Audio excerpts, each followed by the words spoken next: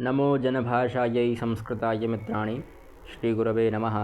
महाकवि शूद्रक और अग्निमित्र की राजधानी विदिशा से मैं तेजेंद्र आचार्य आप सभी का पुनः स्वागत करता हूँ। आज हम जानेंगे त्वा प्रत्यय के बारे में, है ना, और ल्यप प्रत्यय के बारे में। सूत्र है समान कृतिकयोः पूर्व काले, यानी एक ही कर्ता के द्वारा जब दो या दो से अधिक क्रियाएं होने लगें और एक क्रिया संपन्न भी हो जाए तो वहाँ पर त्वा प्रत्यय लग जाता है अथवा ल्यप प्रत्यय लग जाता है। दोनों लगते हैं, बस दोनों में अंतर क्या है। त्वा प्रत्यय में यह समझ लीजिए कि त्वा प्रत्यय जो है उसमें उसके धातु के आगे कोई उपसर्ग नहीं होता, सीधा लग जाता है। जैसे यहाँ खादित्वा, यहाँ कोई उपसर्ग नहीं है ना, सीधा लग गया है। पर ल्यप प्रत्यय जो है वह उपसर्ग सहित लगता है। ल्यप का उदाहरण देखिए, आलिख्य, तो यहाँ आंग उपसर्ग था, उसके बाद लिख धातु थी, उसके बाद फिर ल्यप प्रत्यय आया। ठीक, तो ये दोनों में अंतर है और कोई अंतर नहीं है, एक उपसर्ग के साथ में और एक उपसर्ग के बिना लगता है बस। अब त्वा प्रत्यय में भी देखिए, है ना, तो इसमें का की संज्ञा कर दीजिए, गया का, त्वा बचेगा बस। ठीक है, त्वा शेष रहता है। क्रिया का कर्ता एक ही होना चाहिए, यानी दो तीन कर्ता नहीं होने चाहिए। त्वा अव्यय होता है, यानी इसके शब्द रूप नहीं चलते। जैसे आपने अन्य देखे ना, अभी क्षत्रिय प्रत्यांत पढ़े, शानच प्रत्यांत पढ़े, कृति पढ़ा, है ना, ये शब्द पढ़े, तिन प्रत्यांत शब्द पढ़े, और भी तक्तवतु प्रत्यांत शब्द पढ़े, तो उन सब के कहीं ना कहीं शब्द रूप बन रहे थे, पर इसके कोई शब्द रूप नहीं बनेंगे। यह अव्यय होता है, तीनों लिंगों में समान रहेगा, इसमें कोई भेद नहीं रहेगा। ठीक है, जैसे भोजनम खादित्वा विद्यालयम गच्छति, भोजन खाकर विद्यालय को जाता है कोई व्यक्ति। अलम खलवो हो इत्यादि जो भी है, कुछ उसमें अलम और खलु के बाद में हो तो धातु से त्वा प्रत्यय होता है। जैसे अलम कृत्वा, कृत्वा खलु, मत करो भाई, हाँ, अलम हसत्वा, मत हंसो, ऐसा भी प्रयोग, है ना। अलम के साथ तृतीया विभक्ति भी होती है और चतुर्थी विभक्ति भी होती है, वो विभक्ति वगैरह जब पढ़ाएंगे तब बता देंगे। त्वा प्रत्यय लगाकर रूप बनाने के लिए नियम स्मरण कर लें। धातु में गुण वृद्धि नहीं होती क्योंकि कित प्रत्यय परे है, इसलिए नहीं होगा। सेठ धातुओं में ई लग जाएगा। जैसे भी खादित्वा हमने पढ़ा ना, तो वहाँ पर इडागम हुआ था, यहाँ एक ई दिख रही है ना, ये इडागम के कारण हुई है। उसी प्रकार से पठित्वा हसत्वा कृत्वा, पठित्वा हसत्वा में हुआ है, फिर कृत्वा हरत्वा धृत्वा में नहीं हुआ, यहाँ पर इडागम नहीं हुआ क्योंकि यह सेठ धातुएँ नहीं है। फिर लिखित्वा में हुआ, रदित्वा में हुआ, जित्वा में, चित्वा और भूत्वा में इडागम नहीं हुआ, इन तीनों में नहीं हुआ। ठीक है, और भी कुछ उदाहरण हैं। हृत्वा, लब्ध्वा, रुद्ध्वा, धित्वा, सत्वा, मित्वा, स्थत्वा, गत्वा, रत्वा, यत्वा, रत्वा, मत्वा, हत्वा, बद्ध्वा। जन आदि धातु में ई लग जाता है, यानी इडागम होता है। जैसे जनित्वा, है ना, सात्वा अथवा सनित्वा, खात्वा अथवा खनित्वा, दो प्रकार के रूप बनेंगे वैकल्पिक। उक्त्वा, सुप्त्वा, उक्त धातु जो वश धातु का रूप है, उक्त्वा, सुप्त्वा, इष्ट्वा, उक्त्वा, गृहीत्वा, विद्ध्वा, है ना, पृष्ठवा, हुत्वा, ऊढ़वा, उधत्वा, उषत्वा इत्यादि बहुत सारे रूप हैं। पक्त्वा, भुक्त्वा, पृष्ठवा, ये सब के आप रूप याद कर लीजिएगा, समझ लीजिएगा। बस जहाँ पर आपको अंत में त्वा दिख जाए अथवा, है ना, ये वाला त्वा दिख जाए तो समझ लीजिए कहीं ना कहीं त्वा प्रत्यय है। ठीक है, और थोड़ा बहुत और शोधन कर लीजिएगा, कोई शब्द ध्यान में रख लीजिएगा। गा, पा, ओ, गा और पा धातु जो है उसके बाद भी ई हो जाता है। जैसे गीत्वा, पीत्वा, अन्यत्र आ ही रहता है। ज्ञात्वा और त्रात्वा, ज्ञा धातु में नहीं हुआ, गीत्वा, और त्रा में भी त्रित्वा नहीं हुआ, सीधा रूप बन गया। और दीर्घ री को ईर हो जाता है। जैसे यहाँ त्रि धातु थी, उसको तीर्थवा, और क्री धातु थी, उसको कीर्तवा बन गया। प्री को ऊर हो गया तो पूर्तवा बन गया। कम, क्रम, चम, द्रम, ये के दो दो रूप बनते हैं, कमित्वा और कांत्वा, क्रमित्वा, क्रांत्वा, समित्वा, शांत्वा।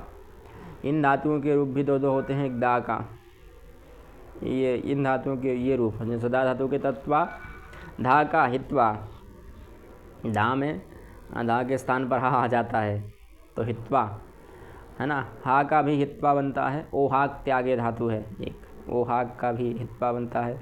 अध धातु का जगध्वा बनता है और दहा धातु का दग्ध्वा बनता है। ठीक है, कुछ और उदाहरण भी हैं। जैसे स्नात्वा, यानी स्नान करके, पठित्वा, पढ़कर, लिखित्वा, लिखकर, भुक्त्वा, खाकर विद्यालय जाता है। ठीक है, यहाँ स्तत्वा मतलब बैठकर, दृष्टवा मतलब देखकर, पृष्ठवा मतलब पूछकर, उक्त्वा मतलब बोलकर, है ना। ये सब अलग अलग शब्द हैं। उसी प्रकार से और भी कुछ अब आते हैं ल्यप पर।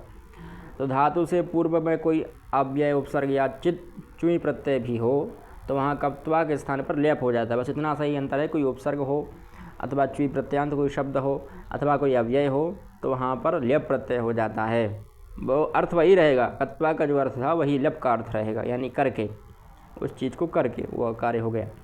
धातु से पहले नय हो तो नहीं, यानी नय समास हो अथवा आकार हो, ल्यप का या शेष रह जाता है, यानी लकार की संज्ञा पकार की संज्ञा और पकार की संज्ञा हो गई है तो ह्रस्व से प्रतिकृति तुक से तुकागम भी हो जाता है कभी कभी।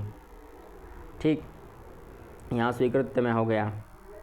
ठीक, अब इसके रूप चलते हैं। आलिख्य, आगम्य, स्वीकृत्य, ऐसे अकृत्वा अगत्वा इनमें ल्यप नहीं बनेगा। ये कुछ उसके विरोधाभासी शब्द हैं। ठीक, और बाकी यहाँ पर होगा। और भी ल्यप प्रत्यय लगाकर रूप बनाने के लिए धातु अपने मूल रूप में ही रहती है, गुण वृद्धि नहीं होती है। ठीक है, ध्यान रखिएगा। ई बीच में नहीं लगता, सीधा रूप आ जाता है। आलिख्य, संपठ्य, आनीय, लेकर, पढ़कर, लिखकर। धातु के अंत में आ ई ऊ हो तो उसी रूप में रहता है, जैसे प्रदाय, उत्थाय, निधाय, निलीय, विक्रीय, आनीय, अनुभूय, स्त्रीभूय। भू धातु के अंतर नहीं आया, भूय वही रूप रहा, स्त्रीभूय, अनुभूय, है ना। ह्रस्व से प्रतिकृति तुक मैंने अभी आपको बताया, तो उससे ल्यप से पहले अगर कोई ह्रस्व वर्ण हो, आ ई ऊरी, ये है ना, अक प्रत्याहांत वर्ण हो और तो उसमें ता लग जाता है, सत्या। ये देखने में आगत्य, अधीत्य, विजित्य, संश्रुत्य, प्रस्तुत्य, प्रकृत्य, प्रहृत्य, ये ता आ गया ना बीच में, ये ता ही स्वस्य प्रतिकृति तुक का तुक है। इसमें भी ऊ की संज्ञा, का की संज्ञा हो जाती है, बचता केवल ता ही।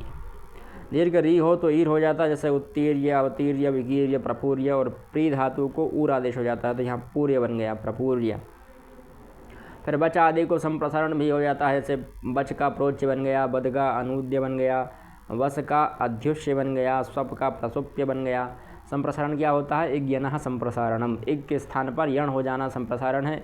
यण संधि अगर आपने पढ़ी हो तो यण संधि का ही उल्टा होता है उसमें। ठीक, निजंत धातुओं के ई का लोप हो जाता है। कुछ निजंत धातुएँ होती हैं, निच प्रत्ययांत धातुएँ, उनमें से विचार्य, प्रहार्य, उत्तार्य, उत्थाप्य, प्रदर्श, संचित्य, यहाँ पर जो ई है उसका लोप हो जाता है। विचार्य धातु का विचार्य बन गया, प्रहारी का प्रहार्य बन गया, उत्तारी का उत्तार्य बन गया, उत्थापी का उत्थाप्य बन गया। ये ल्यपि लघु पूर्वात, उपधा में ह्रस्व हो तो ई को अय हो जाता है, विगण्य, प्रणमय्य, है ना, वा ल्यपि। गम आदि में माँ का लोप विकल्प से होता है और हन आदि में ना का लोप नित्य होता है, यानी कहीं विकल्प से हो रहा है, जैसे आगम्य में और आगत्य दोनों प्रकार के रूप बनेंगे। आगम्य भी बन जाएगा और आगत्य भी बन जाएगा, यानी एक बार यहाँ पर लोप हो गया, गम में मकार का लोप हुआ तो क्या बन गया? आगत्य, और मकार का लोप नहीं हुआ तो आगम्य बन गया। उसी प्रकार से नम धातु है, नम धातु में मकार का लोप हुआ तो प्रणत्य बन गया और मकार का लोप नहीं हुआ तो प्रणम्य बन गया। हन धातु में नित्य लोप होगा तो आहत्य, तन में भी नित्य वितत्य और मन में भी अनुमत्य रूप बन जाएगा। ठीक है, ये नित्य वाले हैं 3 और उसके पीछे वाले सब वैकल्पिक है।